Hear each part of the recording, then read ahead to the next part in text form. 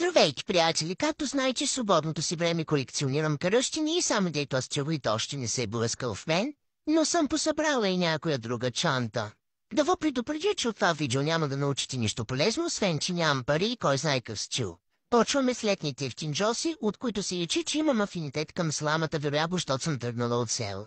Това е най-ценният ми експонат. Миналата година изнудих мъжа ми да ми я купи от остров Левкада. Хендмейде и е против уроки, макар че аз нямам нужда от амулет, защото то човекът ми види фейса почва да си плюи в пазвата. Тази от Ансуер за 20 лева от много години е села дала вече.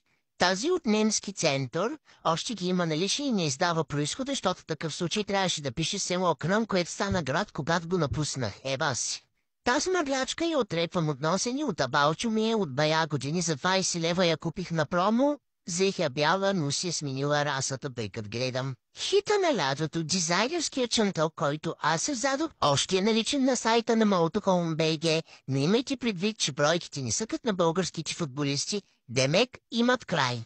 Ефтин Джос, Орунти Джос им викам на тия мопове. Тези двете са втора употреба, много ефектни, но адски неудобни. Данчо Йовчев в категория хълки. Това хартиено недоразумение е от миналото лято очи и ни става за подпалки на печката, тук-що си залепих даже дъвката върху него. Изглежда потресаващо, но всъщност и много ефектно. Взех я тогава с тия двете парчета, които са далеч по-стилни и бяха по 10 лева. Оклетите тези двете са ми любими, но ги нося сам когато я ми пия за чужда сметка, защото не събират портфейла ми, а с картата за Лукойл, доколкото знам, не може се плаща. Синсей за 13 лева, от Ансуер подарък ми има ми от много години отдавна изчерпана. Тези са ми от немски център, там винаги има супер крейзи чанти, като за мен. А тази ми е сватбената от Шиин. Дъл няма ската на някоя студачка вътре, това бижу ми е подарък и е правено ръчно за мен.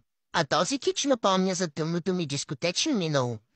И мирише на него. Това пък е най-мръснишката ми чанта за 5 лева от магазин втора употреба. На пръв поглед е просто една мида, но на втори поглед...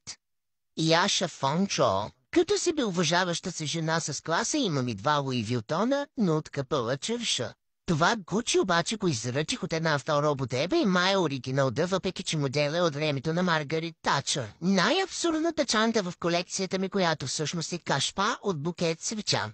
Ето ги из зимните ми ефтинджоси, тази от хуманата, втора употреба 10 лева. Кафявото си ме привлича от край време, защото газ е винаги в лаи сеща часа, тази от немски център, а тази от втора употреба и е Вилдур. Тези са ми подаръци и са на повече от 10 години, носейки когато имах нощен живот и живот като цяло. Тези пък ги ползвам предимно за снимки, защото аз в дамската си чанта нося повече лекарство, отколкото линейките в Пирогов. Тази е ръчно правена и е подарък от най-добрата ми приятелка, но разбира се, аз съм и загубила дългата дръжка. Двете ми раници, таз косматата е от Синсея, а тази от Fashion Day си ми е подарък за последния рожден ден.